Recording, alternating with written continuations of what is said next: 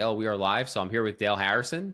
Dale, we just had some great conversations stemming everything from Burning Man to marketing and sales. So To we've Dos had a lot of Equis. fun. And Dos Equis, yeah. Hopefully some of these things we can bring back up for today's podcast. Just give everyone a brief overview of who you are, some of the work you've done.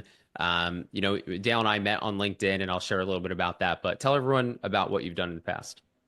So these days I work basically as a consultant around strategic marketing, but often broader than that. The way I describe it is around commercial development, which covers marketing, sales, everything it takes to take this thing you built, get it into the world, and use it to separate people from their money.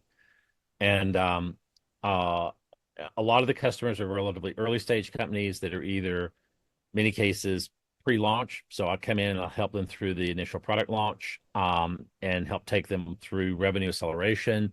Some cases it's companies that we've got a few years behind them, but they're stalled out on the sales side. So I'll come in and help them on the sales side. Some companies have stalled out because of fundamental marketing problems that need to be readdressed and rethought. But generally, sort of broadly across sales and marketing, with probably a bit more of a focus on the marketing side than the sales side. But historically, I've done both, so I've got the experience on that. Yeah, and I'm And I'm much more on the other side of that, which is why I'm yeah, excited that you're here today. and and a lot of this has been over the last quite a number of years has been focused around biotech and clinical diagnostics, but not exclusively. And so, and I'm currently primarily working with clients that are more SaaS and tech related. But I've worked with companies in semiconductor manufacturing, in a variety of different types of SaaS companies, and I've done work in oil and gas because it's there's interesting stuff in oil and gas, and so. And I've done work for some of the largest oil and gas companies on the planet. They're both around technology and around things involving the sales process. So some Mm. things around procurement and buying committees and that sort of thing. So kind of have a broad background, a lot of background in senior level roles in different companies. I've started a couple of companies, including a SaaS company that unfortunately didn't make it, but we ran it for about 5 years before we finally threw in the towel. But so a fairly broad background. Yeah, I guess the other thing I would say is that I've also come into this, I would say, somewhat later in my career than most people. I originally started as an experimental physicist, so I was a superconductivity researcher, and and at a very young age burned out, and ended up starting a technology development company. And so for years did a lot of work that was at the intersection of physics, engineering, and software. So things like robotics, high throughput automation platforms, sensor networks, those sort of things. And then ended up falling into biotech kind of mid-career. And then I've also done a stint in finance. So I was very involved in doing valuation analysis for M&A targets, so mergers and acquisition Yeah. targets, and then doing restructuring and recapitalization for turnarounds, including going in and running the turnaround operation. So, I've been involved in doing mergers and and overseeing the kind of the operational merger of companies, in taking multiple brands and merging those and relaunching those into a new combined brand. So lots and lots of different things over the career. So I would say a fairly nonlinear path through a long, complicated career with the main focus on trying to always keep doing interesting things. You definitely are. And I think that the way that you speak about marketing and sales, most people would believe that it's where you started. I would think that, the information that you've been putting out, I don't want to dump this in the beginning of the podcast, but I'm going to shamelessly plug you on LinkedIn that you've set a fire in LinkedIn. And I think that if anyone's listening to this, they should absolutely go follow you and see some of the things that you're talking about and just stay on top of some of the things that you currently are pursuing because it's how we got in communication the way I met Dale is Dale had sent me a comment on LinkedIn about something that was not accurate around retargeting.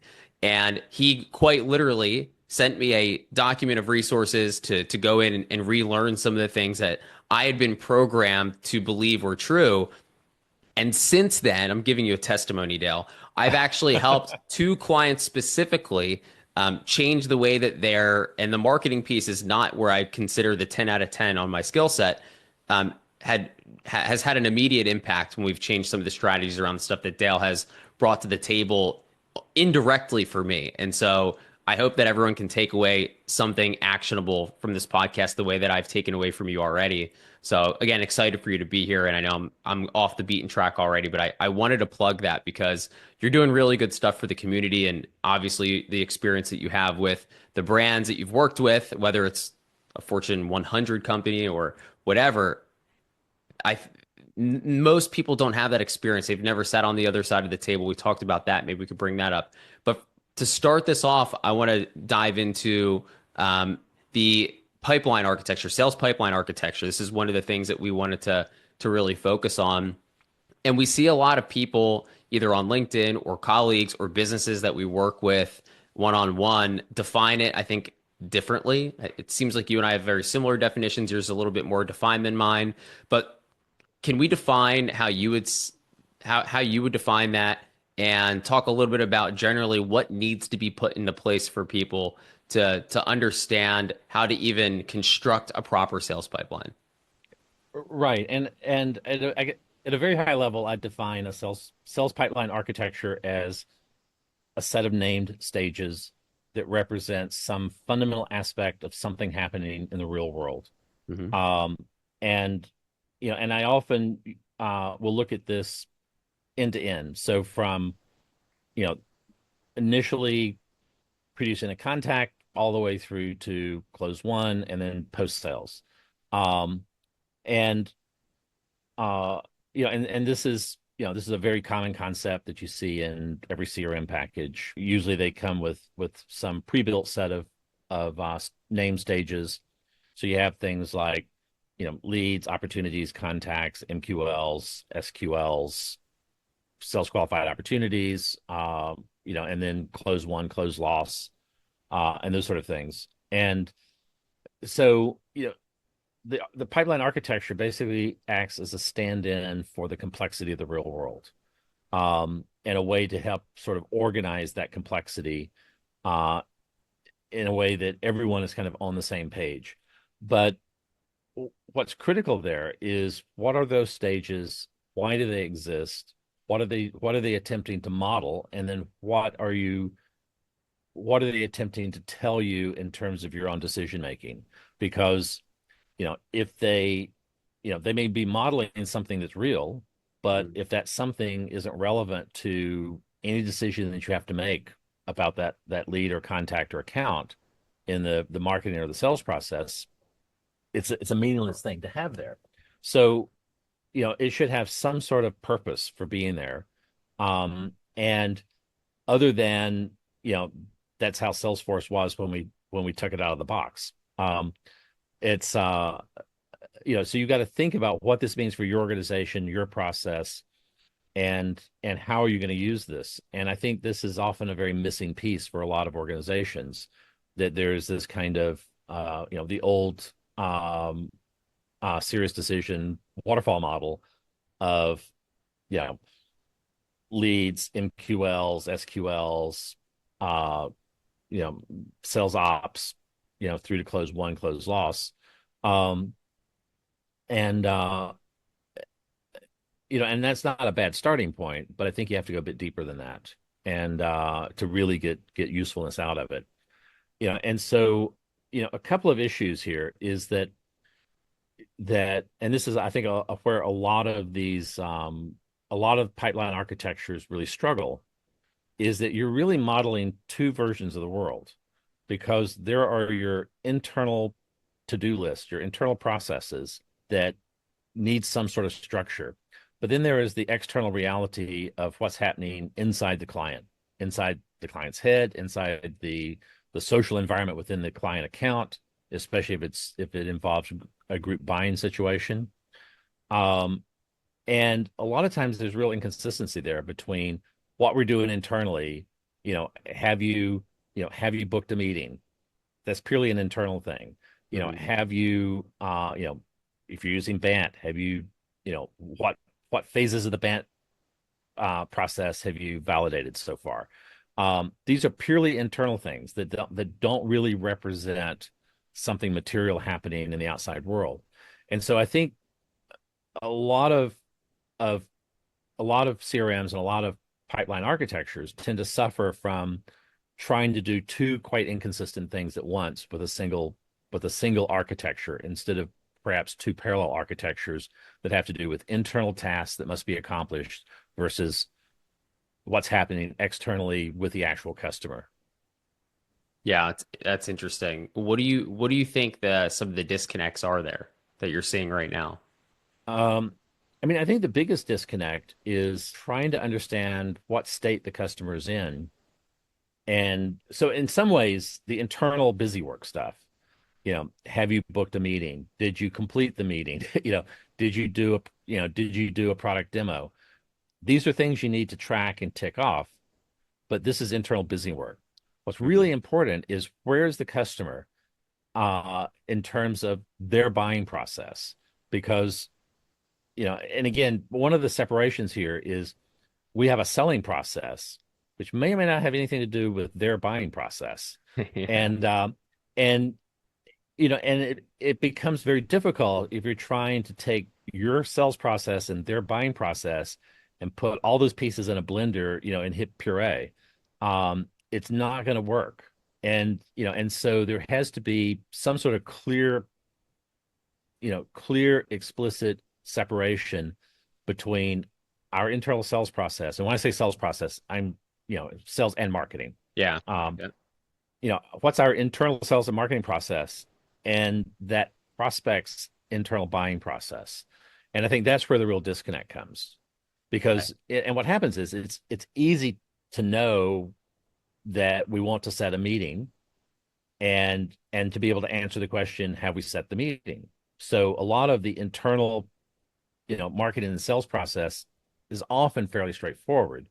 What's harder to know is actually what's inside the mind of the customer and where they are mentally in that process. And I think this is where a lot of things start to kind of fall apart. Yeah, we talked a little bit about that offline. And so I want to dig into that further, but to clarify, do you feel like that companies you work with, big or small, there's misalignment between sales and marketing when they're looking at the architecture of their pipeline? Do you believe that content needs to support each stage of the pipeline? I think that's something that people get wrong a lot. For a long time, I believe that content always had to support each stage of the pipeline, depending on where someone was in the buyer journey. And now I don't believe that so much. So I'd be Well, I mean, curious to your thoughts. but again, there's the important thing here is, and this is very sort of conceptual and philosophical, but you have to separate out real things in the real world versus your model of how the world works. And so, especially in marketing, and even to some extent in sales, but sales tends to be a lot closer to kind of the cutting edge of things in terms of because they have to physically interface and have one-on-one conversations with people. So they're going to be a lot closer to reality. Marketing tends to be pretty far back from reality. And so a lot of marketing, especially in B2B, I think is centered around having these mental models for how you imagine the world to work and how you imagine buyers to buy. Um, and you're basically operating against this mental model as opposed to the reality of the real world. And so, and one example is lead nurturing. So we're gonna put gated content out there so we can harvest email addresses, so we can put them on a lead nurturing cadence, and then we're gonna watch, you know, how many crappy ebooks did they download, how many times did they visit the about page, and we're gonna say they get 5 points for downloading a crappy ebook and 1 point for visiting the about page. And when they get 25 points, they'll magically be an MQL and we'll toss them over to sales. And what you're doing there is you're making a whole series of assumptions around this mental model you got in your head It may or may not have anything to do with what's happening with real live flesh and blood buyers out there. And and one of the flaws in that entire, lead capture, lead nurture, lead scoring approach that you see in marketing is that it inherently, without unspokenly, inherently assumes that everyone is always in market all the time, and the only reason they haven't bought is because they haven't been persuaded hard enough. That they just need some more education about what we're offering, and then they won't be able to help themselves. They'll just be forced to buy. And what we're going to do, and so what we're essentially doing with all that lead nurturing and all that educational content is we're gradually shoving them closer and closer to the edge of the cliff. And the yardstick we're using for how close they are to the edge of the cliff is our lead score. And once they hit a certain magic lead score, then we can just push them over the edge into sales, and then it's their problem. And so this assumes that all these things are correct without Yeah. any sort of validation, without any really thinking through the implications of this. And what you get is, the current B2B industry benchmark is that between 1.5% and 2% of MQLs end up becoming sales qualified leads or sales qualified opportunities. Hmm. That they've gone through the SDR BDR process, and they're now have been declared to be worthy of being handed to an AE for full-time sales focus.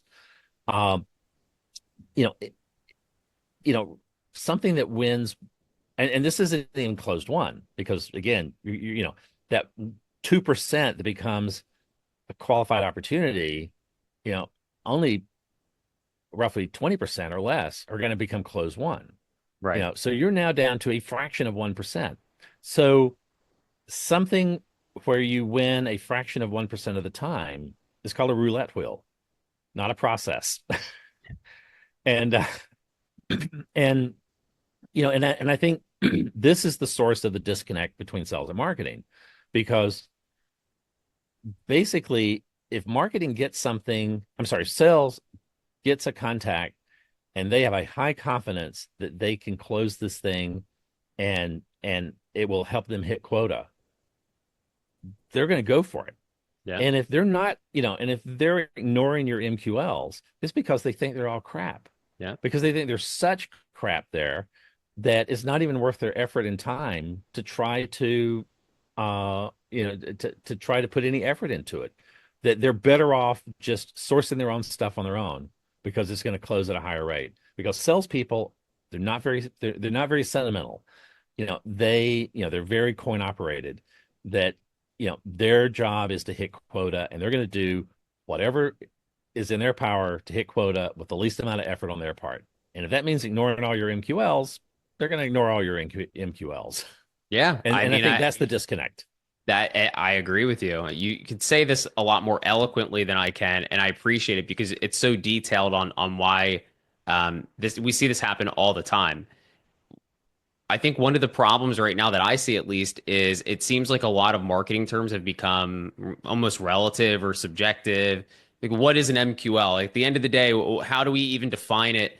If I ask five businesses, I usually get five different answers, some that have a little bit of crossover, but you talk about gated content, and if you just have somebody submitting information for the content, we don't really understand where they're at in the buying Right. process. And so that's something for me that you can't just create the person's demand, right? We talked a little bit about demand creation. You can't just force somebody to buy something if they're not actually ready to buy it or even don't need the product in the first place, but still submitted information because they were curious about whatever the thing was that they saw. And salespeople oftentimes become the brunt end of the stick where it's like, well, you're not selling hard enough. And then it comes back to marketing, and then marketing has to rework whatever they're trying to rework to change the messaging or whatever the case is. And so I'll be really curious to hear your thoughts around that. Well, and the other symptom of this is, you go back 20 years ago, no one had ever heard of an SDR, sales Yeah. development rep. They didn't exist. You had salespeople, and that was Yeah. it. And often those salespeople were spending a fourth, a third, half of their time sourcing leads on their own, um, and the rest of their time closing. But you know, the entire reason that you see SDR teams stand up is because marketing is delivering giant dump truck loads of trash with the MQLs, and somebody, and it's so bad that sales can't afford to let an AE waste their time on this stuff. And so they hire some low end, inexpensive person to basically like a garbage picker in a third world country to sift through the garbage heap, trying to find that rare gem that might be worth turning into, a qualified opportunity, because it's cheaper to have someone young and inexperienced and inexpensive do that dirty work rather than have an expensive, experienced sales rep go through that process. So you have an entire portion of the sales organization that's been created purely to try to allow sales to defend themselves against the bad tactics of marketing. And I think this is really where the disconnect comes in, is that um, you know, there isn't trust and there isn't confidence that what's being delivered by marketing uh is addressing what sales needs to do. And you see this, what's very classic in an organization and a huge red flag is, marketing's hitting 120% of their targets and sales is running at 40% of quota. You got a serious disconnect there. Oh yeah. Um, and and somehow it's never the other way around. And and taking this back to pipeline architecture, this goes to, I mean, at the heart of what I think is missing from a lot of how people think about pipeline architecture, which is um, if you think of pipeline architecture as a series of named stages, and let's say you've got those stages correct, Hmm. for whatever you're trying to accomplish. The question then is, if I'm in one stage, how do I suddenly move to another stage? And what does it mean to move to another stage? And so again, going back to and there are similar problems with SDRs trying to qualify leads, but I think in some ways it's more explicit to think about what um, is happening in marketing to produce the MQL. Is it, one of I mean, the universal mechanism, I mean, it's literally is baked directly into HubSpot. The universal mechanism is some sort of points-based lead scoring. And once you've got, once that contact has engaged in enough activities to rack up enough points to hit a magic number, 25, 50, 100, whatever your magic number is, then they automatically become a MQL, a marketing qualified lead. Yeah. And but the question is, and again, you have this catalog of activities that you're using attribution software to try to measure, and you've assigned points to those activities. So, downloading a crappy ebook is 5 points. Visiting the pricing page is 2 points. Visiting the home page is 1 point. Where do the numbers come from? Why is it 5 points? Why isn't it 10 points or 7.3 points? Where do those numbers come from? And the answer is somebody just pulled those numbers out of their Ate ass. them up. They made them up Yeah. because and I've sat in these meetings where these point systems were being created, and you have a bunch of people sitting around because they're all marketers. You'll never see a salesperson in one of these meetings. Not a single person in this room has ever actually seen a real live customer face to face or had an actual conversation with an actual customer. The customers are all just personas to them. They're all just cartoon characters. But they're sitting there around in a room with no actual customers and no one who's actually ever spoken to a customer. And they're trying to decide how many points downloading that ebook should be or watching that video should be to decide, how much buying intent they have. This is And why there's I've personally lost trust in almost every attribution model. I don't understand which attribution model to follow to tell me well, and and my clients what's working for them. exactly. And the attribution models have exactly the same problem. You're making shit up. Yeah. You're literally pulling these numbers out of thin air with no connection to reality other than how you imagine someone you've never actually seen or spoken with thinks. You are literally making a series of guesses, but because they're numbers, they look like they're real. They look like they're somehow official because it's a number. And and the problem is that if your numbers are based on guesses, they are not real numbers. Um, and they are completely disconnected from reality because you guessed, you made a guess. And it's like rolling a set of dice and guessing what number it's going to roll up on before you throw the dice. Mhm. It's a guess, and and the chance of it being right is pretty low. I, And I and think the, oh, go ahead. No, I was gonna say, I think this is a good point to what we spoke about earlier as well when we were just chatting, is when people are using sales velocity as a performance-based metric, they're guessing about what's going to happen before it happens. And there's no outcome that you can accomplish by using a forecast as a way to say this is the target that we're going to hit or need to hit. And Right. it's very in line with what you're just mentioning. That it just made me think of the sales velocity conversation that we had earlier. Right. And at least with sales velocity, it's a structured forecasting mechanism, but it's still a guess about future events that have not yet happened. Um, where, but the fact that it has some structure and some rationale makes it, you know, still makes it a valid number to use as long as you understand that it's a guess about the future. But, one of the problems with lead scoring, points-based lead scoring is that there's no methodology. It's a bunch of people sitting around in the room literally just pulling numbers out of thin air because it feels right.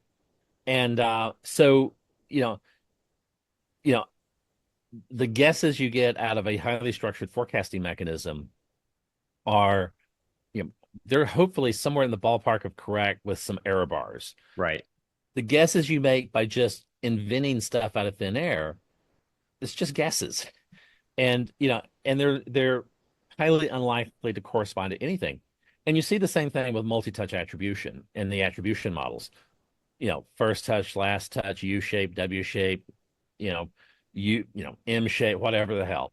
I And stopped keeping. There's a new one every and week, by the way. Yeah. and there, what you're doing is you're saying we have a series of different channels. So we've got search and Facebook and Instagram and LinkedIn, and so we had ads in these different channels, and we're going to, you know, and they're being hit at different times. And so different channels or different times in which channels are being hit, because they're different versions of these attribution models, and they're all equally wrong, is that um whether you're doing either a time-based or a channel-based attribution model, you still have the same problem.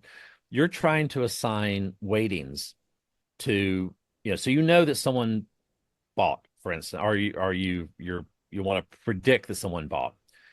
And so let's say they bought and you're working backwards from this person bought. So how do we try to understand their journey, which is Yeah. again is another model that Right. may or may not be correct. But how do we try to understand what their journey is? And we want to imagine that different things had different levels of influence. Now, maybe we just decide everything has the same level of influence. So every single touch point, if there are 10 touch points, each one is given a 10% weighting. Or we might say the last touch point is worth 10 times as much as the first touch point. So we give that last touch point a certain score, a 10, and we give that first touch point a 1. Um, all of these are just making guesses. And one of the things that happens is by just slightly altering your guesses, you can completely alter the outcome. And that's always a very good tip off that the whole thing is bullshit. And and again, going back to the MQL thing, one of the Yeah. problems with point-based lead scoring using guesses is that if you don't like the outcome, it's just a guess. So you can always come up with a different guess that will give you a better outcome. So, if it's toward the end of the quarter and we're not going to make our MQL quota, we'll just sort of relax, we'll tweak the scoring. and suddenly we now go from 80% of quota to 120% of quota for MQLs for that quarter. And all we had to do is just add an extra point here or there in the lead scoring model. And magically all these extra contacts that yesterday weren't MQLs are now suddenly MQLs today, even though they haven't done anything different. And again, this is also a tip off. If you can change the outcome by just randomly changing the numbers when the actual flesh and blood human didn't do anything different, that probably tells you that the entire framework is just complete bullshit. Well, this is And where, yeah, sales is always left with what they're left with. And it's interesting how marketing can almost 100% of the time always hit their quota. It's very slim to where I don't see, at least the companies that I'm working with are much smaller than I think with who you're working with a lot of times, but under 10 million in revenue. I almost never see a marketing department not hit quota despite how close it is. They find a way to hit it, but then right, sales is left with what they're left with. And then you have low quota attainment. And it's like, well, marketing did their job, so it must be a sales problem. And I'm not saying that it's not cross departmental, but in a lot of cases, the problem that you just spoke to is a big reason that we see low quota attainment when you're qualifying things that shouldn't be in the pipeline to begin with. right. A- a- and again, part of the thing is if I can just, tweak my lead scoring numbers by a few points here and there, and suddenly I've got an extra 100 MQLs, and Yeah. nobody did anything different. It's the same input data, Yeah. but now I've suddenly got an extra 100 MQLs. I can always hit quota, no matter what. I can always hit my MQL quota. But if you're that poor sap in sales, you don't get to tweak the numbers because what they're measuring you on is, you know, the sum of all the checks that someone wrote. Yeah. It is a completely, it's a completely objective external scoring mechanism that you cannot game and that you cannot tweak because either someone wrote you a check or they did not write you a check.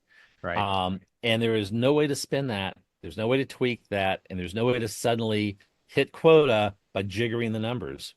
And so this is a real disconnect between sales and marketing. And uh and I think this lies at the very heart of why there's distrust between the two organizations. And so marketing, you know, claims, well, we exceeded our quotas. We gave them all this stuff, but they're not even following up on our MQLs. And they're going off in there and they're just sourcing their own leads on their own. And so marketing feels hurt.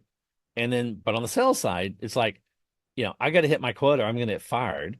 I don't get to tweak the numbers, and so I'm going to do whatever is in my power to hit quota, and, if you marketing can help me do that, then I'm great with that. And if you can't help me do that, I'll just go out and do it myself. And that's what you see in marketing and sales organizations is that, they are, there's zero room to, shift the numbers and hit quota. It's very, very tied to real things that have happened in the real world that you know they can be completely objectively measured. Yeah, well, I think there's misalignment in the incentive structures as well. Like to your point, if sales is handed something that's not great and they're going to do whatever they need to do, um, I have seen teams. The last company that I was with, we found just as like a miniature case study to talk about on the show, 90% of the leads were under the revenue mark in the ICP for the employer, and it was basically relayed to the team where they said, "Well, listen." Don't sell them anything if they're not ready to buy, if they're not in the ICP, if they're not the people that we want to bring on board. The problem was it was 90% of the leads. This is Yeah. 100%. And I think it was actually a little over, right? I don't know the exact number, but it was around 90%. And so what would happen was the VP of sales would come in and say, well, they must be interested in something. And so it has to be on the sales side. And the problem was that individual had no experience speaking to, they were basically brought in from another organization, smart individual, but not smart enough. And to acknowledge that they have no idea what people are saying on the calls. They're not really reviewing them, they're reviewing snippets of the calls. There's no congruency between the departments. And well, if if they're an MQL based off of the numbers and the metrics and the way that we're measuring an MQL, to your point, Dale, then they must be a buyer. It's something that you're doing. And so what happened was in this case was it was incentivizing the team to go outside the company's parameters and against what they had originally said, don't go after someone under this revenue range to force the team to sell them into the product or to do the best that they could. And it resulted into a massive churn problem in the very beginning. We were having people that were at an all-time high leaving within the first 2 weeks, the first Yeah. 14 days, because they didn't think that they got what they were sold. And what's interesting is upon call reviews, and you take each one of these tickets or accounts that were flagged as not the right fit, the expectation was set very clearly almost always. There's a couple guys that were maybe a little bit out of line, but what we found was that when the things that you had just mentioned occur and you're pushing a sales team to hit numbers without explanation or trying to solve the problem because you're really focused on marketing hitting their numbers, the sales team is going to do things that you don't want them to do because not only are they worried about getting fired, but they also have a life and they need to make some money. And their incentive Right. is to close deals. And when you put them in a box, they're going to do that. And we had some really good closers on that team, people that were really great at understanding sales and marketing, and they were doing this for a specific industry, and they were helping people that were simply not right for the product, and it caused a big problem. And I'm not sure that that's changed. I mean, and what you described, I think, is very common out there. And Yeah. you know, one of the things in terms of qualifying a lead is being worthy of being tossed over to sales is and one of the things that you hear is a lot of nonsense about, we need to get rid of MQLs, the MQL is dead. The problem is not the MQL, because the MQL, so we go back to this idea of pipeline architecture. A pipeline architecture is a series of named stages. Hmm. The problem isn't the named stages generally. The problem is the decision logic for moving someone from one stage to the next stage. And so, what's the decision logic that got them moved from, lead or contact to MQL? That's the problem. And this is what we're talking about with the points based lead scoring system, where you're basically just making up numbers. Um, that that so you're the core process for making the decision to move someone to that stage is based on a series of numbers that you pulled out of thin air that you can change on the fly, which is, and so the problem isn't the MQL. The problem is the decision logic that triggered the conversion from lead to MQL. And uh and so part of what's missing, I think, in a lot of the current decision logic there is that you have to answer two questions. Are they in our target ICP? And that's usually pretty straightforward. That's usually some sort of firmographic data. Um, and that data is often can be acquired if you don't already have it. And so, and I've looked at these numbers. If I look at broad industry benchmarks for B2B having to do with pipeline stages and the percentage of accounts that make it to each individual stage, what you see is that most of these MQLs appear to actually be within the target ICP, but the problem is they're not in market. Hmm. And so, because the easy thing to determine is this a company that matches the criteria that's been set for who we want to try to sell to? That's typically a very easy yes no. And so, if that's the only thing you decide, then what that means is that you're going to be passing over to sales a lot of people who, superficially match our firmographic requirements, but they're not in market. They're not buying. And no amount of sales work is going to suddenly make them magically buy. And so this goes back to another very important marketing principle called the 95-5 rule, which is, and so again, 95-5, those numbers aren't precise. It's a heuristic. But what 95-5 is talking about is the concept that not everyone is always in market all the time, that only a certain fraction, so if you just ignore everyone who's not in your ICP and you look just at people in the ICP, of those in your ICP, what fraction of those are actually in market and susceptible to purchasing at this point in time? And so for a lot of, and this concept is universal. If I just bought a house, I'm not going to be going to other open houses next weekend. If I Right. just bought a car, I'm probably not going to be shopping for more cars next week. If I just spent the last 6 months deploying, you know, a 500 seat installation of Salesforce, I don't care what you have to say about your fancy CRM. I don't care, and I'm not listening because I'm not in market, and I won't be in market for probably several years to come, because I've already made the investment in buying the other guy's thing.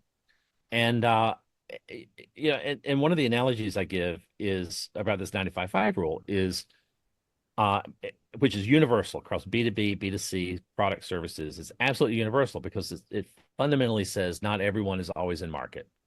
And so one of the analogies I give is what percentage of guys are in market for a haircut at any given time? And it's easy to calculate. So most people who don't look like Vin Diesel are in market for a haircut about once a month. Don't have to be very precise, but it's about once, they're not going to go 6 months, Yeah. but they're not going to get one every 2 days. So for most guys, it's about a once a month. Once you wake up that morning and look at yourself in the mirror and say, I really need a haircut, how long is it before you actually get the haircut? It's usually a day or so. So you can, with those two numbers, the interpurchase period of 30 days Hmm. and the decision window of 1.5 days, again, these are just kind of very broad numbers. You can calculate how many people roughly are in market for a haircut, how many guys are in market for a haircut at any given time. So it's 1 over 30 times 1.5, which is the decision window, which is exactly 5%. It turns out lots and lots of things, people's buying processes look a lot like buying a haircut. And so a few percent of your market is in market at any given time. And and so what appears to be happening with a lot of organizations is that the only qualification that marketing is doing on those leads is, are they in the targeted ICP, with some maybe flexibility around how you define target. Yeah. um because again, you could have like minimum revenue numbers for the target. You don't want to sell to anybody below a certain revenue level. Again, marketing can fudge that a bit and suddenly make people MQLs. But for the most part, you know, if you're selling industrial process control equipment, your target market is probably not, you know, poodle grooming shops. So you can get that part right. But maybe your target market are, manufacturers above a certain, revenue size, and you can like tweak that a little bit to still, get this manufacturer who doesn't quite meet the criteria in the criteria to hit your numbers. Hmm. Um, and and of course all that flows downhill to sales. But the problem with sales is, and this is a lot of what the SDRs are doing, is they're sifting through this mountain of MQLs, basically trying to figure out who's in market. You know, and they're using a few techniques. Are they willing to set a meeting? If they're willing to set a meeting, that's give you some indication. Are they willing to, sit through a demo? And so again, what that SDR is doing is they're really trying to figure out basically, are they actually in market, and what's the level of buying intent here? Um, and then if they can qualify those then get passed on to the AEs, for more in-depth conversations. But that process, so again, in theory, marketing should be able to figure this out. Um, the data is usually there. The problem is that what marketing is using as an intent measure is the lead scoring numbers, which are just made up guesses, which is worthless. And in fact, there was and I forget the company, it's a major SaaS company a few years ago, did an experiment where they took their leads and um they took one group of leads and they used their lead scoring system to decide whether or not they became an MQL. And then they took another group of leads and they ran them through a random number generator and randomly selected leads to just magically become MQLs. And then they followed them through to see which ones of these became qualified opportunities and which ones closed. And it turns out there was no difference. Yeah, I That knew that that was literally coming. the entire lead scoring system was no better than flipping a coin.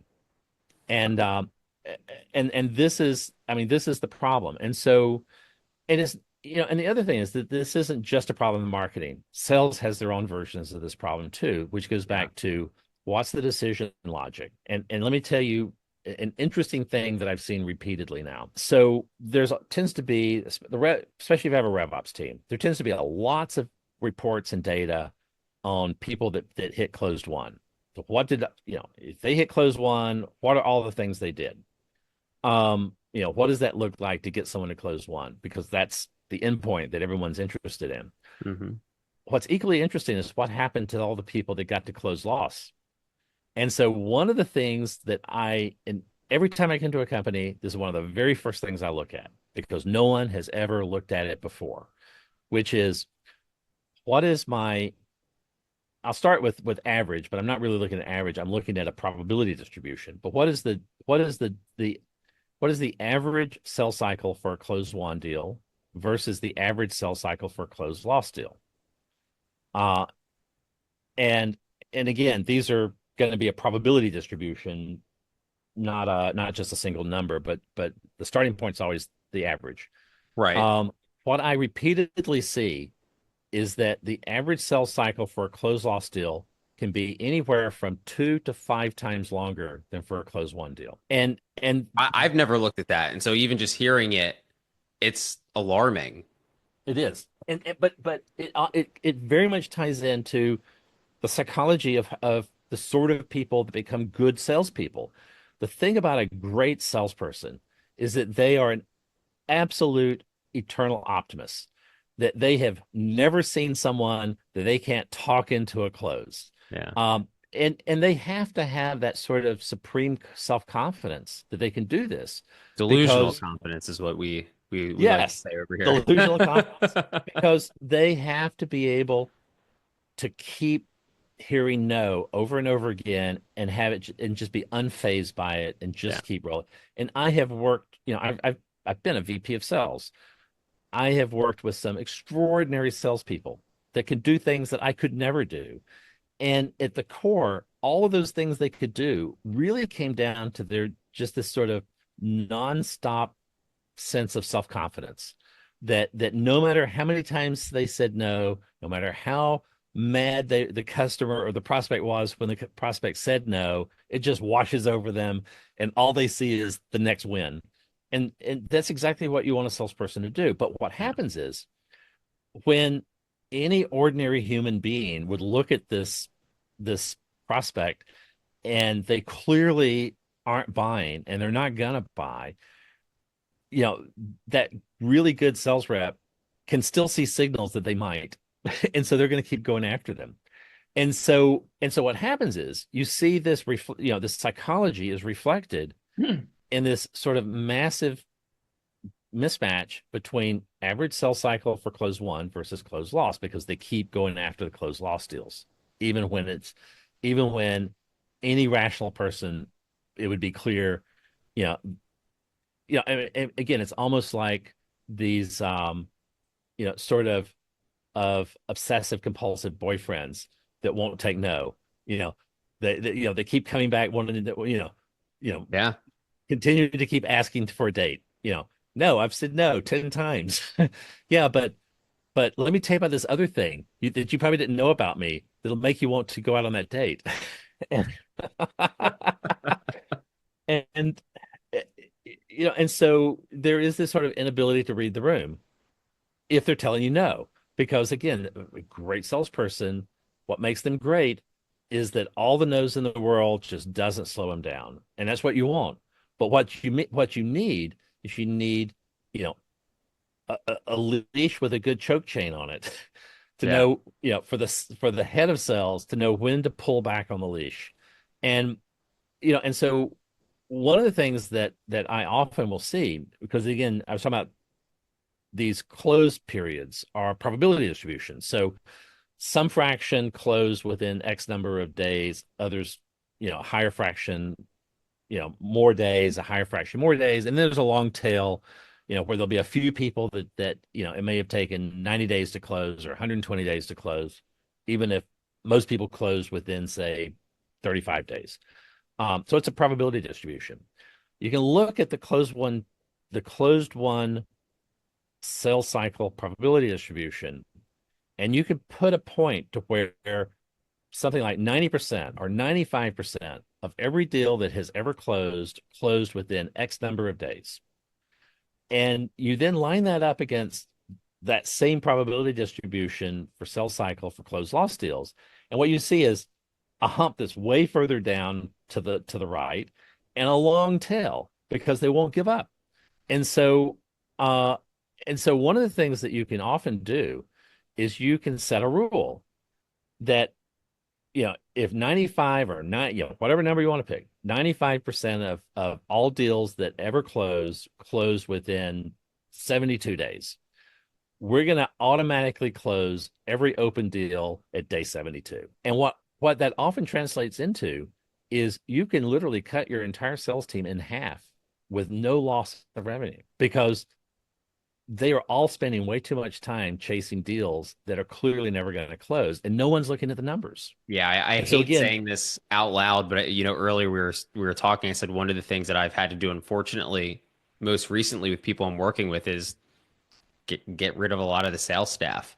And I don't find that to be the solution. If you're just trying to save money, that's not the reason, but it's for one of the things you just mentioned. There's too many people where they're filling a lot of their time for lack of qualified appointments or lack of appointments at all on their calendar, just chasing down old opportunities that don't want to be in front of them anymore. right. And it's just so glaringly obvious when you're in the trenches and you're actually observing the teams who are executing this, that the clear solution is reconstructing your team and your Yeah. organization chart in that department. It just doesn't make sense to have the amount of people that they think. And there's times where you grow the team, but what I'm seeing the most of right now is too many people, not enough business that are in market, chasing down leads, exactly as you just explained, who do not want to speak with anyone right now. Right. Yeah. I mean, again, it's like the guy who keeps begging for a date, even after she says, dude, I just got married. I'm not dating. Yeah. Yeah. And and there's an exact analogy here. If I'm looking to buy a new CRM system and I just install Salesforce, I'm not interested in talking to you anymore. Yeah. I just got married to Salesforce. Um, you know, we may break up in 5 years and I'll be looking to date again, but not for a while. Yeah. No. And I think a lot of that gets missed. And that this analysis, this looking at the full probability distribution for the sales cycle against close one versus close loss. You can do this analysis per rep. You can do this analysis per channel, Mhm. marketing channel. So what marketing channels did we get these leads from? You can do this analysis by firmographic details. Is there a difference for, if we're selling to, say, telecom versus industrial versus service businesses? These numbers can look completely different for these different firmographic categories, different channel categories, and different individual sales reps. And so, if you go through and you do this analysis, you can often pinpoint very specific types of firms that, we should handle these differently. Very specific salespeople that are probably either need to be retrained or let go. Because again, a really, really kind of read the room kind of sales rep, you know, in in their own sense of self-preservation, they know when to let it go, because they're chasing the commissions and the quotas. And so a really experienced hand is going to have some sense. And what you'll see is there'll be certain reps that are often the most seasoned where there'll be very little gap there that they kind of know when to cut it loose because they need to spend their time on something that's going to win. It's the sunk It's cost often, fallacy, right? People get so invested in that one yeah, person that they haven't been able to close and they don't want to give up, and or maybe they have 8 meetings and they push it to a ninth or a tenth or another 90 days. Sometimes the prospect will even lead you on. There comes a time right. where you have to cut it off because it doesn't, you know, it's the sunk cost fallacy. That's the only way I Yeah, can think of it. yeah, and you've got to figure out how to read the room for your own self-preservation as a rep. And because your job is not to waste time on someone who isn't gonna let me hit quota. My job is to rapidly move on to someone else where I can, I've got some chance of hitting quota. And there are some reps that are, I think, have emotional difficulty with doing that. They're so tied up in kind of the testosterone, rush of, I can do anything, I can win this, to the point that they're self-defeating. And but this is really good sort of coaching level sales management should be able to be looking at these numbers and should be able to catch these behavioral patterns early and to coach these reps into being able to better read the room, and to be able to make better decisions. But again, taking this back to the original conversation about pipeline architecture, Mhm. when do you reach the close stage? Close one, it's easy. They wrote me a check. Close loss, it's harder. It's like, how long do you wait for the dog not to bark before you finally decide that the dog isn't there anymore? Right. That's a tough question. You Yeah. almost have to have external rules to define that for you, because far more reps are gonna struggle with coming up with the right answer on their own versus the reps who can. And so part of sales management's job is to be following these numbers, see this early on, coach, try to coach this behavior, for those who are coachable. If they're not coachable, move them on out of the organization, replace them, and then set some hard rules that and again, it doesn't mean that you have to close every deal at 72 days if that's what the data says. What it means is if you don't close at 72 days, you need to present to the CRO or the VP of sales compelling evidence for why they should make an exception this time. Right. If we're down to, legal is reviewing the contract, then yeah, let's keep going. But, if it's, I've set 9 meetings and I have a 10th one on the calendar, not good enough. Um, and It's so you got to make brutal decisions there. yeah. But this goes back to this whole idea of, to our original discussion about the pipeline architecture. There is, you know, the next step is to set another meeting. That's the internal task level, activity level tracking that's important and needs to be done. But at the external level, are they in our ICP? Are they in market? What's the likelihood they're going to buy from a company like us? They may be in your ICP, they may be in market, and they may never are going to be buying from a company like you because they're going to end up buying from one of the market leaders. If you've got some, obscure, no one ever heard of it before CRM that's fabulous, and you're trying to sell to Exxon's probably going to buy Salesforce. They're probably not going to buy you, not because Salesforce has a better product, but because they don't trust you and they trust Salesforce. They don't necessarily trust Salesforce, but if they buy from Salesforce and everything goes sideways, they can always say, but it was Salesforce. I couldn't have made how could I have made Better a decision. better Yeah. decision? Right. And so, so you also have to be able to understand and measure whether or not they're likely to buy from you, even if they're in the ICP and even if they're in market. And and and if they're not, you have to mark them closed. And so again, every one of these stages, there needs to be an objective decision process for why something moves from one stage to the next stage. And one of the things I talk about on this, about pipeline architecture, is if we look at, if we ignore for a moment the internal activity level stages, and we focus entirely on kind of the external, uh, stages that are representing some external probability that this is a likely customer or likely prospect to become a customer. Hmm. Um, One of the things that I think you have to do, and this is the model that I've used for a long time, is marketing and sales has to think of themselves as a portfolio manager. It's like you are an investment manager and you're responsible for some collection of stocks and bonds that you've invested in your portfolio. And so if you're a portfolio manager, how do you decide what to buy and what to sell? Well, because you've got some sort of a, professional expertise or some kind of a model or some sort of a process for deciding what's likely to make money and what's likely to lose money. And we want to invest in more in things that are likely to make money and get rid of things that are more likely to lose us money.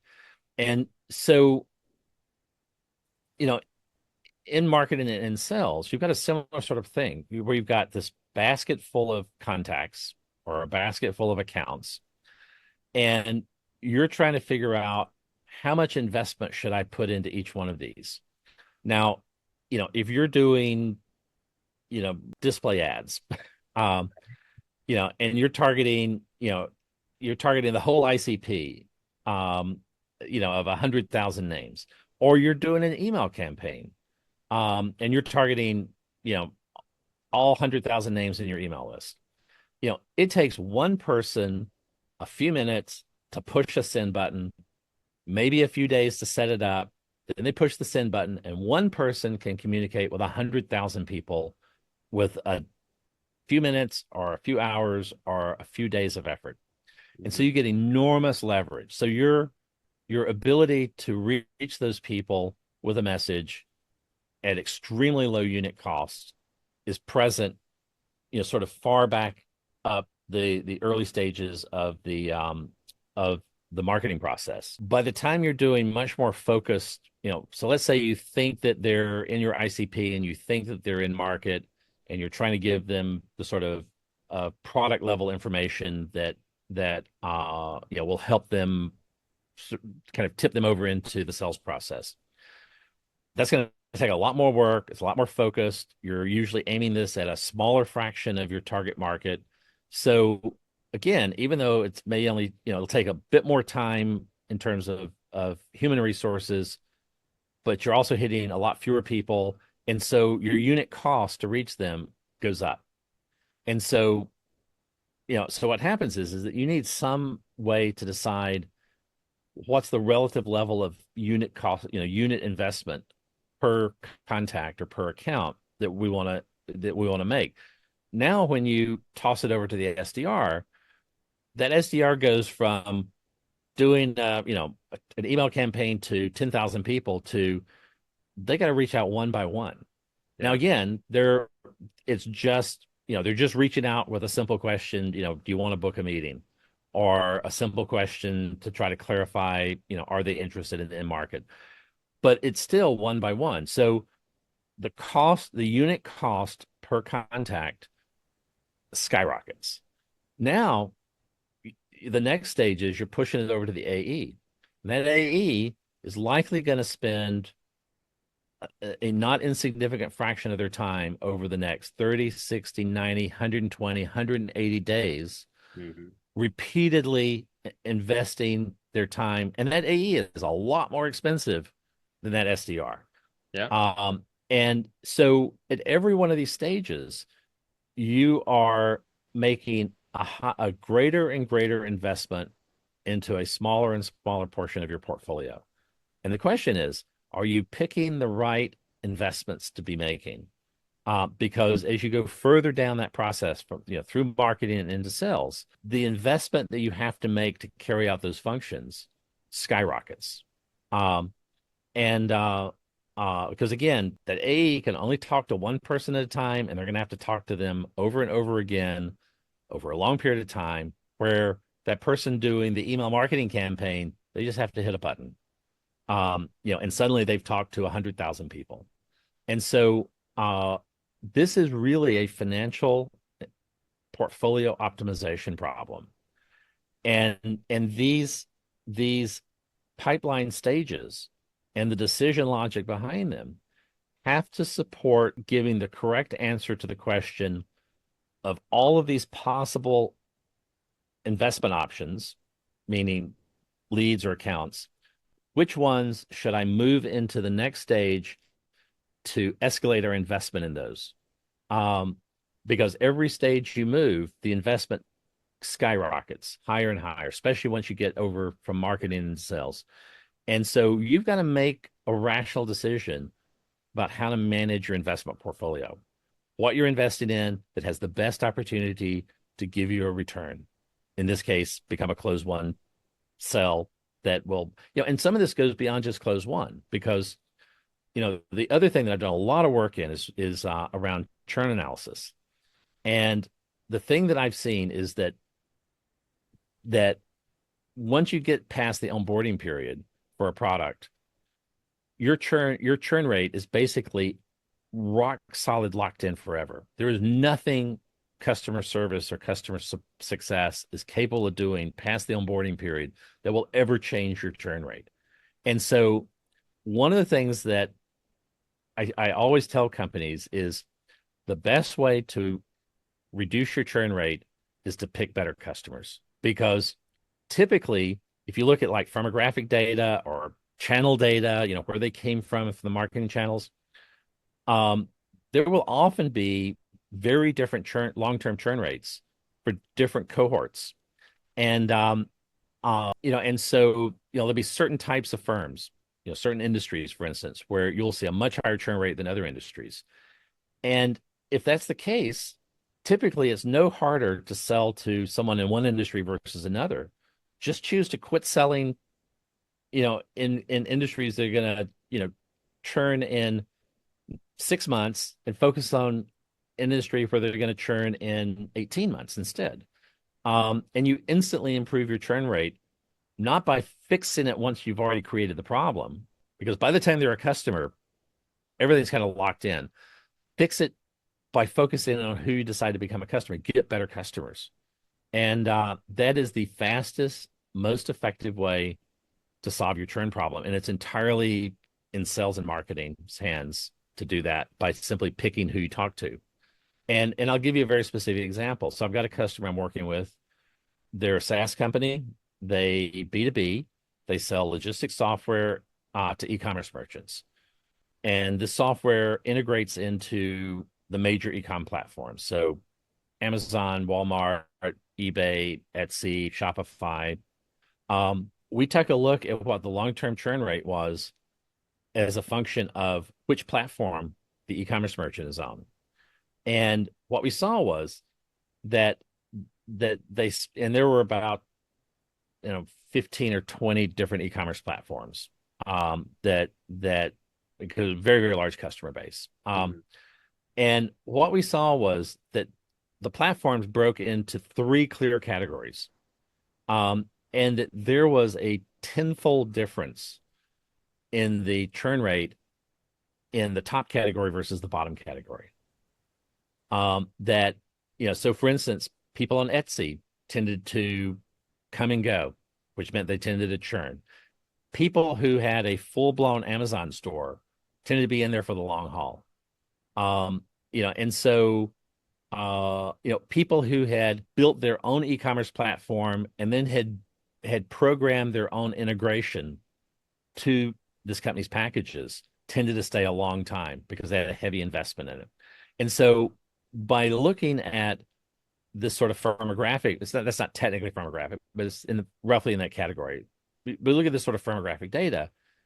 What that says is we probably should really focus heavily on e-commerce merchants that look a certain way, and only look at these other e-commerce merchants that are on these other platforms if we have any leftover capacity.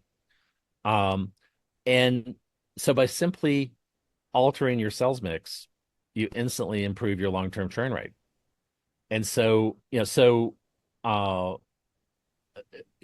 these kind of decisions, and again, this goes into the portfolio management, because it's not just the probability of a close, because You can have people close and then churn on you in 2 weeks, and you haven't gained much.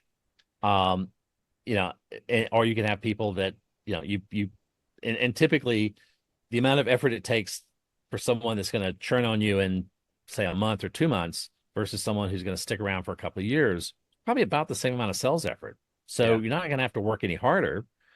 You may as well make better choices that are going to result in better long-term outcomes for the business. And so these are the sort of things that I think have to be, that if you think about pipeline architecture as a portfolio management process, an investment portfolio management process, and you're making portfolio investment decisions, um, it gives you a completely different way to think about what you're doing and think about how you're making these decisions. And again, going back to what we were talking about earlier, you know, the decision of when an account is closed, won or lost. Close one is easy. They wrote you a check. Close loss is really fuzzy and open-ended. And so, but if you don't have a hard cutoff, then the tendency is going to be to spend a lot of resources on things that are just never going to close. And, and everyone is poorer for it. The salespeople are poorer for it, and the company's poorer for it. So it's in everyone's interest to do it, even if it's painful, and even if it kind of goes against the psychology of, I can always close it. And uh but those are the sort of things that I think have to be very explicitly baked into the decision logic around why should we move this specific name from this stage to this next stage. And and so making guesses by pulling numbers out of thin air, very bad. Just leaving it up to the discretion of, the SER or the AE, very bad. You really need, and again, they don't have to be hard cutoffs. They can simply be escalation points, meaning, you know, if this account hasn't closed one by day 72 or whatever, whatever the analytics tells you is the right cutoff. If this account hasn't closed by day 72, doesn't mean we're going to automatically close it, but it means it's going to escalate up to the VP of sales, and you're going to have to make a case for why you should keep working on it. Yeah. And so now you're going from sort of a hidden personal decision to an explicit sort of structured based decision making. And I think that's what's missing in 99% of organizations out there, at both the marketing level and the sales level around pipeline architecture. Yeah, that was a great detailed explanation. What do you think some of the solutions are? Like where could someone start? Let's say that they're hearing this and they're like, well, I don't even know where to start to measure this stuff, or what KPIs are relevant to look at this across stages. Is there anything that you would say the first one or two steps that need to Well, be taken are to resolve this problem? Of course, it's going to be different for each organization, but where do you think a good place to start would be for somebody that maybe is mid-market, is experiencing these problems, and just doesn't know where to start to solve them? right. So, and again, I think there are two issues here. In some way, maybe three issues. So one is, is it in our is this contact in our ICP? And I think in many ways that's a pretty straightforward thing. And I think that there's probably not a lot of confusion or opportunities for improvement around that question. I think that's pretty straightforward. Yeah. The second one is, are they in market? And I think that's where things really seriously fall down. And what happens is it rolls downhill to the AE before somebody finally figures out that they're not even in market. Um, and then the third question is um, around, are they likely to buy from us? And is this even someone that we want as a customer? And again, all money is money, but it comes at an opportunity cost. So, the Yeah. question there is, does, you know, if I spend some portion of my time over the next 3 months trying to close this deal, is that same amount of effort better spent on trying to close a deal from someone who has some different aspect to them? Um, um, so so there's really kind of three levels of questions. In our ICP, in market, likely to buy from us at in a way that produces the best possible revenue outcome. Right. And uh, so the question there is, if we, in some ways, it's easiest to think about intent. Um, what is, how do we know whether or not someone has intent? Because intent is an internal mental state. And, so you have an entire sort of bullshit industry around intent data. I'm happy you All brought they're this up. doing, Yeah. all they're doing is they're capturing web page visits and de-anonymizing them. That is not intent.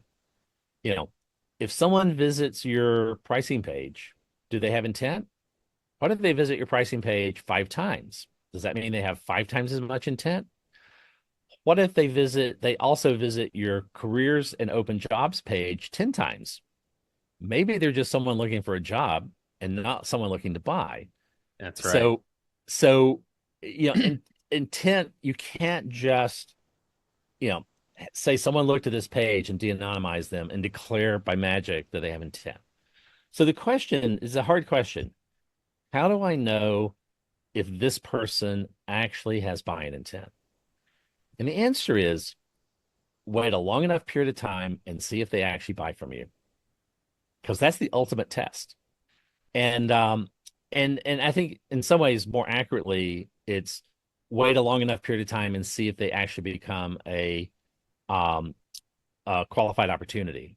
Right. Because if the AE qualifies them as an opportunity, then there's probably a good chance that they're going to buy from someone. Um, maybe not you, but they'll buy from someone. So I think in many ways that's a better pipeline stage to treat as the endpoint in this analysis. But then you've also got further stuff about what's their churn behavior, what's their upsell behavior, so what happens after the close that also plays into this. But if we just talk about what's the likelihood they're going to buy, the best way to figure out whether or not someone's going to buy is wait long enough and see if they become a qualified opportunity.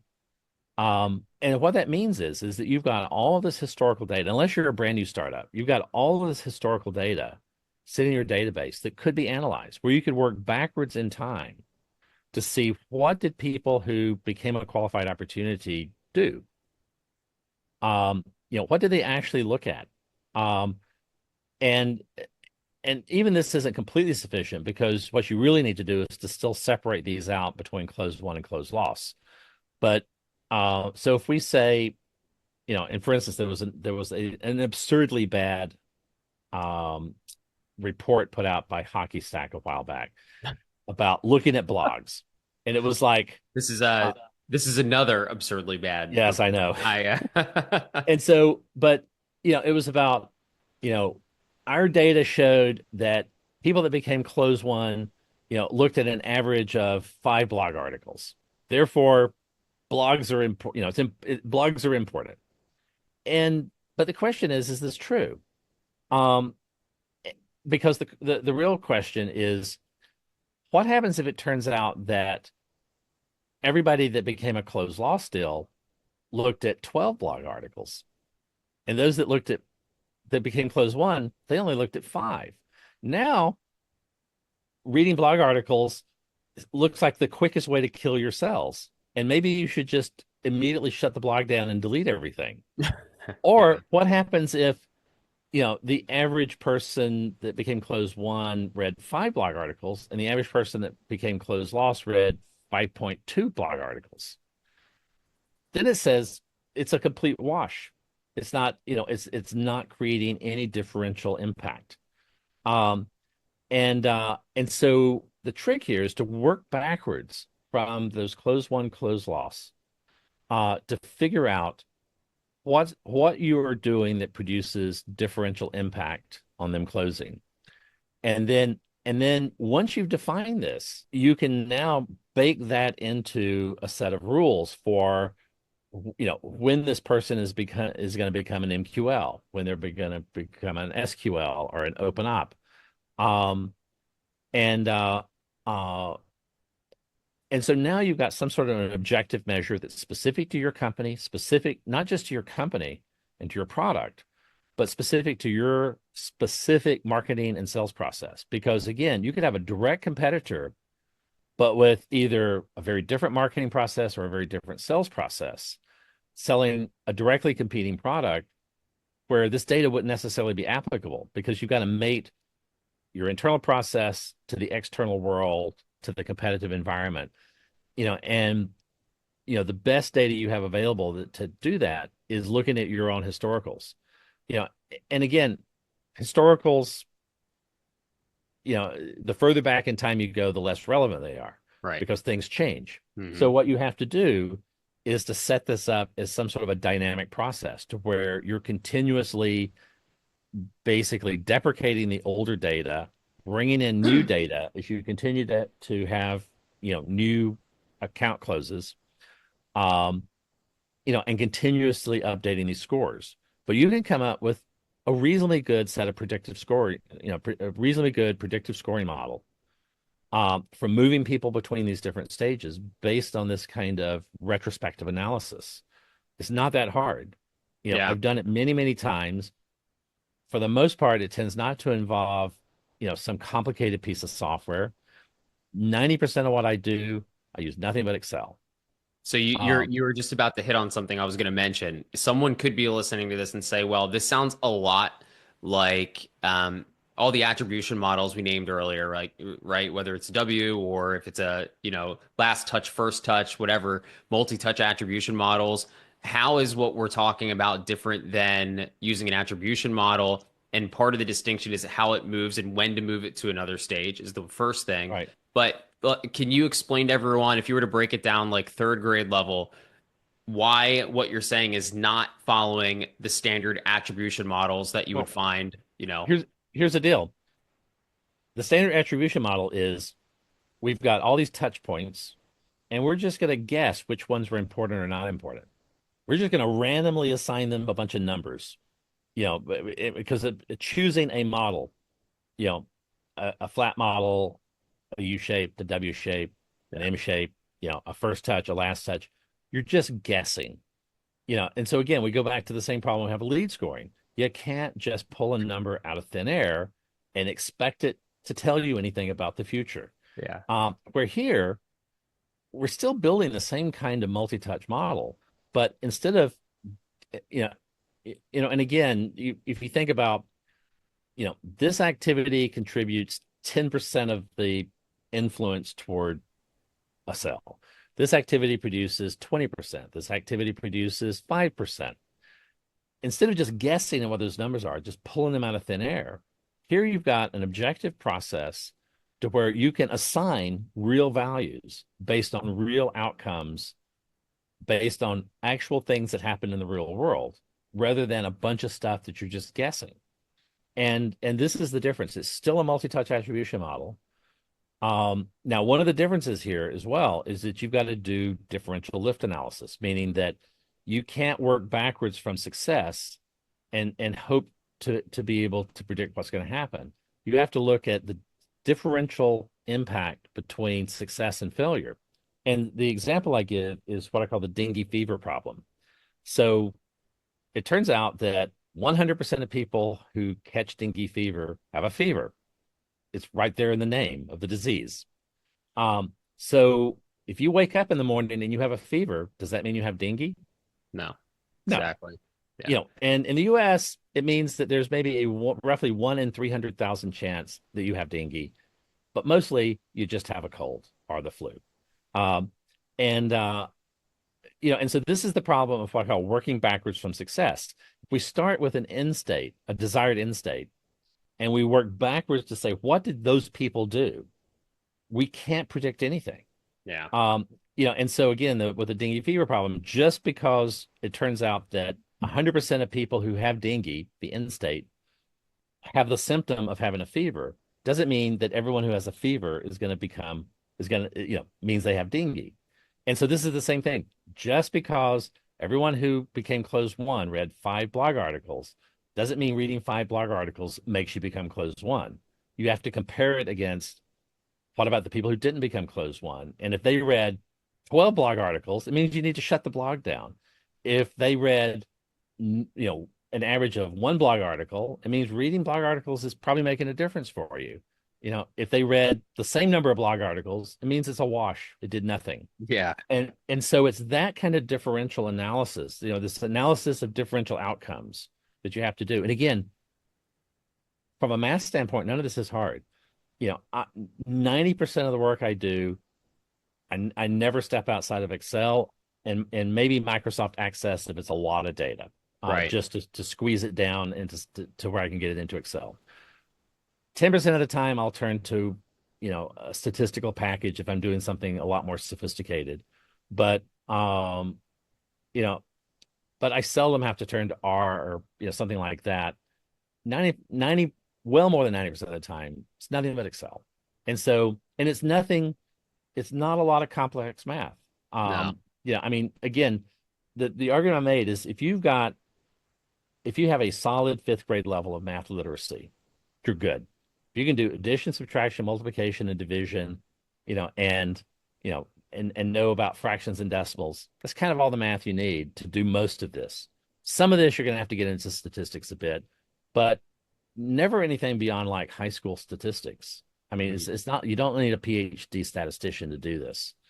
Um, it's just not that hard. What's hard is thinking through the process in the right way. Yeah, I was gonna say And yet no one is doing it, and that's the core problem is right. thinking about it the right way.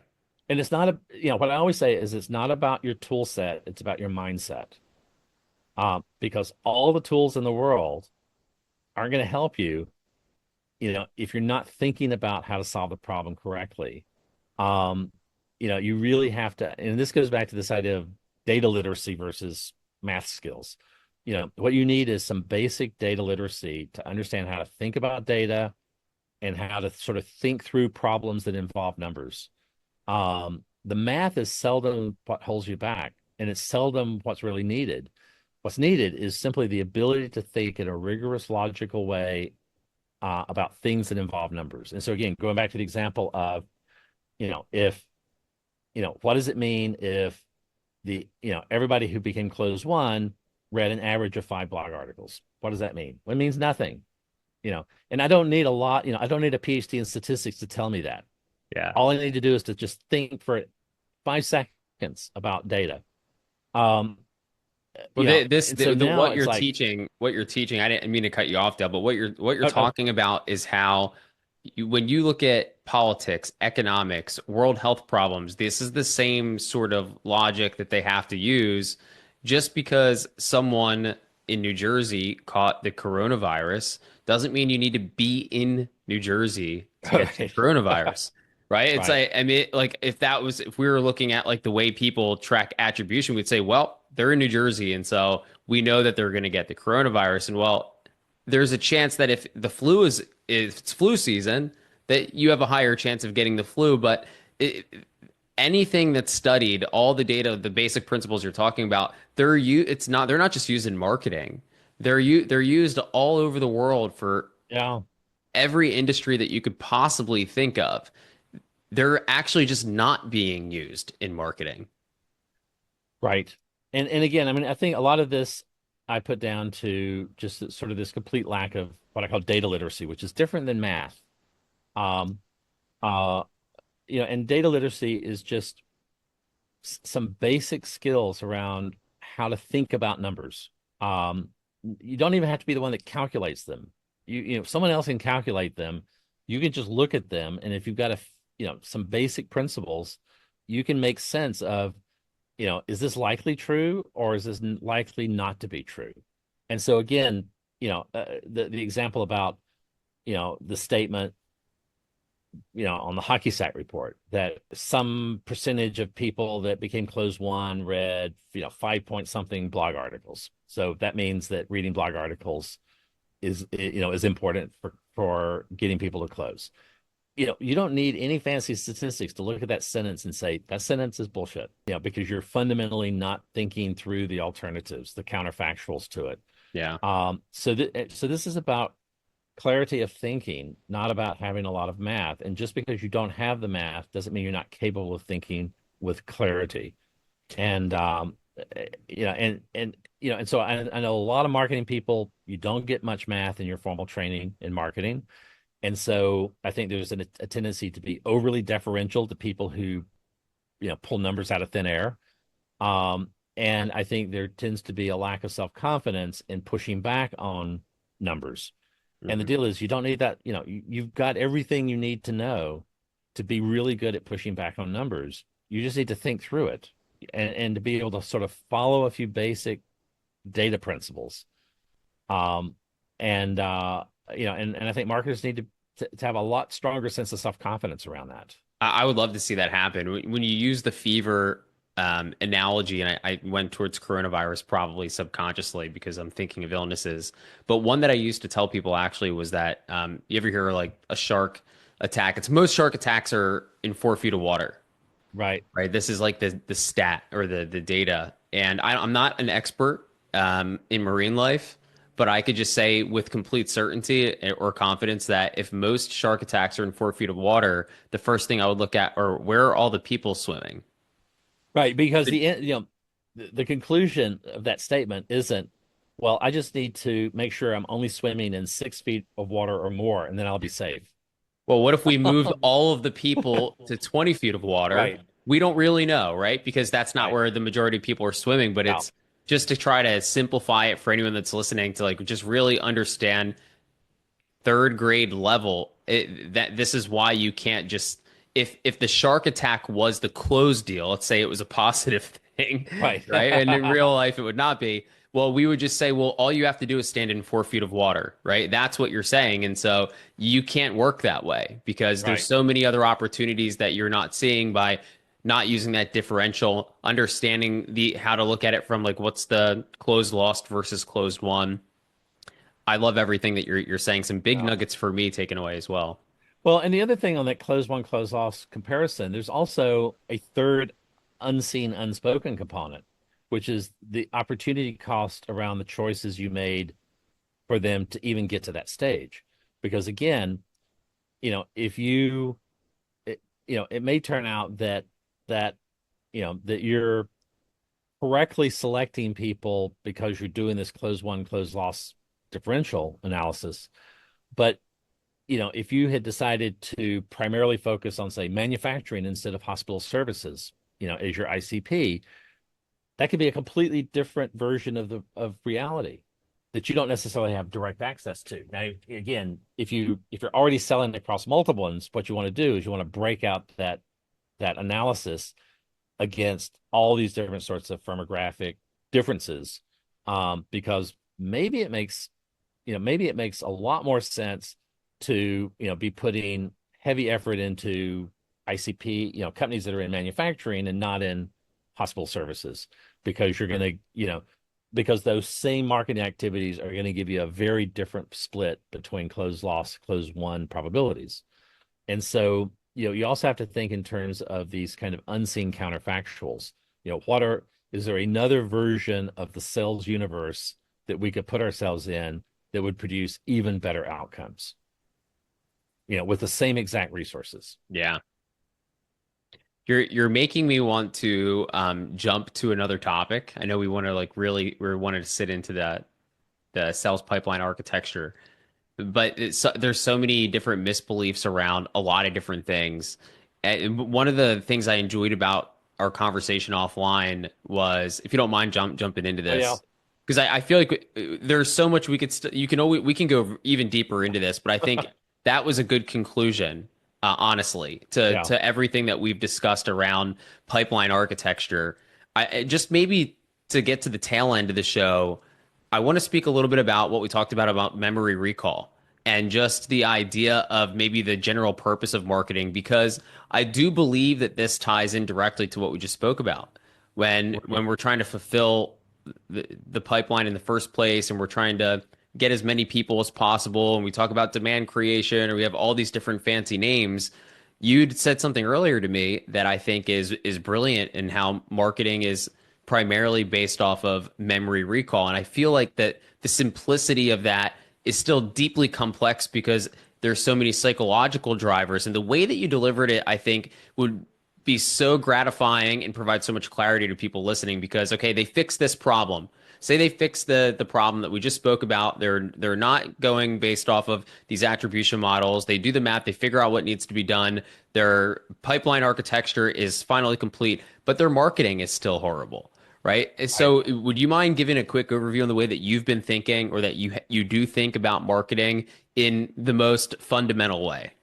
Yeah, and the thing that I've said for a long, long time is for me, the definition of marketing is bringing into existence a different future state of the world than would have existed if we had not done the marketing. And that different future state of the world is embodied in the form of memory traces and recall triggers in the minds of future buyers. And what that implies are a number of things. So one, that that what's really important is about altering mental states of the right people. You can alter the mental states of people who will never buy from you, and it hasn't changed, it hasn't fundamentally changed the future state of the world. You can take people who, you've already given them this information, it's in their heads, and just because you hit them with 50 more ads on your retargeting campaign, it's not going to change their decision to either buy from you or not buy from you. So again, you've engaged in activities that did not alter the future state of the world. And so, and a lot of this goes back to this idea of differential outcomes, and trying to understand, am I creating a differential outcome? And in this case, am I doing things that will lead to a version of the world where there will be different buying decisions in the future, that are going to be preferential to our brand or our product? And the other implication in here is that everything you do in marketing, the end state has to be a change in someone's memory structures and recall structures. Because if they don't know you exist, they probably aren't going to buy from you. If they know you exist, but they don't know what you sell, they're probably not going to, even if they remember you, they probably won't remember you at the right time. Right. Um, and so, because we can't go out and hold people down and force them to buy. All of the blather about demand creation is complete nonsense. People buy when when they're ready to come in market, and they come in market because of things that you do not control. Because there's been some fundamental state change within their organization, within their environment. The analogy I always say is that your advertising did not get Mary to buy the box of cereal, the empty cereal box did. But what your advertising may have done is to have changed the way that she made a buying choice once she needed a new box of cereal and went to the store. Because if she knows you exist, and has a reason for why, you might be an attractive buying choice, now there's going to be some probability that she will choose you over what she would have otherwise bought. So now this idea of you've created a change in the future state of the world because of the marketing. So you didn't force her to buy, you didn't create demand, but what you did was you expanded the range of choices that she was willing to make when it came time to buy the box of cereal. And and this is a really, really kind of foundational, very operational way to look at marketing. And so then the question is that campaign you're running, how does it, you know, how is it creating memories? How is it refreshing those memories? How is it modifying the recall triggers? How is it is it narrowing those recall triggers so that they trigger at the right buying situation, the right moment? Um, I mean, it's all about things that are happening inside people's heads. And, is the thing that we're doing, that we're aiming at that one person, is it going to give them some additional change in their mental state that will make them more likely to buy? Or have what we've already done already generated, 90% of any change in buying propensity that's going to happen for that one buyer? So again, this goes back to, a differential state. We have to, Right. we have to, so, and this really becomes the core definition of marketing efficiency. I'm sorry, marketing effectiveness as opposed to efficiency. Hmm. You are effective with your marketing if you are only doing things that alter, the future state of the world, in terms of future buying choices by, in the minds of future buyers. And anything you do that doesn't, that hits a different target, that doesn't change their mind or doesn't change their mind any more than you already have changed it is a waste. You've just burned the money. And this gives you a very different, very operational way to think about marketing. And it also pulls you away from all of the tactics and all of the details of the tactics and all of the data associated with those tactics, and keeps you focused on what really matters, which is that end state that you're trying to achieve out in the world. And it gives you a series of questions that you can ask about every single piece of ad creative you produce, every piece of, every campaign you run, every set of targeting decisions you make when you set up, when you do the media planning on those campaigns. you know, what level of confidence do I have that what I'm doing is going to create, a net differential change in the future state of the world in a way that's preferential to, our product. It's a brilliant way, I think, to conclude this. I love your definition of marketing. It's not a way that I would have put it prior to this conversation, but I think it's one that needs to be pushed forward and one that I'm absolutely going to be adopting from you. So I think that this was a great episode so far. Before we do wrap it up, do you have do you have anything that you think might be worth noting? Is there anything that maybe we didn't get to before I jumped the gun here? Or- No, I mean, we could keep talking for hours, but yeah, I think we've covered a lot. And again, I mean, I think it's important for people to think about pipeline architecture, think about understanding how to separate out your internal activities that are important to track.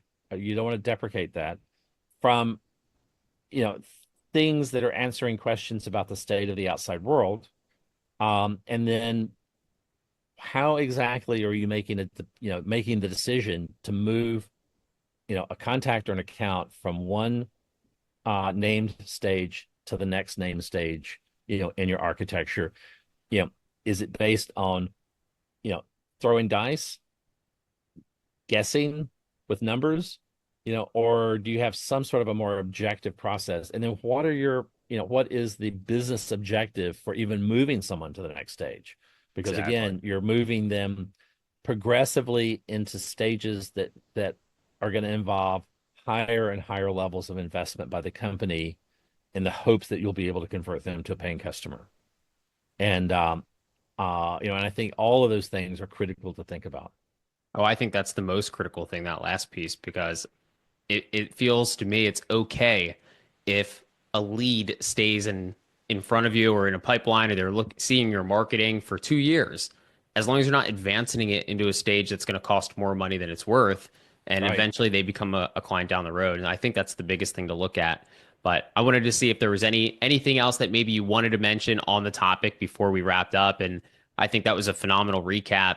I just want to thank you again for Oh, this has doing been huge this. fun. This has been awesome, and for anyone listening, Dale had taken the time. We spoke for, I mean, at least an hour and a half prior to the show, and just talked shop and some things related to business, some things not. Just a testament to what you're doing as a whole. You're a wealth of knowledge. You're a super kind individual, and I most specifically want to state that because gotten a lot of backlash on even LinkedIn of people even saying that you're trolling. I've literally seen these comments, and I have to speak to your character. And I know you probably don't care, but not only do I think that you're a industry leader, but you seem like a phenomenal person and you have great character. And I'm proud and very happy to have you on the show today. So thank you. Well, thanks. I appreciate it. This has been fun. Absolutely. Yeah, it's been great. And I think that this is a very unique take that needs to be expanded. So let's keep doing it, keep doing good work. Well, if anybody wants to connect with me, I'm open to all connections. I'm just Dale W. Harrison on LinkedIn, and I'm always there. So it's not hard to run across my stuff or find me. And we need Dell to write the next go-to book. That's what we need. I'm We're working on it waiting for it. actually. All right. Well, we'll get it out there when you do. So I'll be looking forward to it personally. So yeah, thanks again, and for everyone listening, hope you enjoyed this episode of Sales Architecture, and we'll see you next time.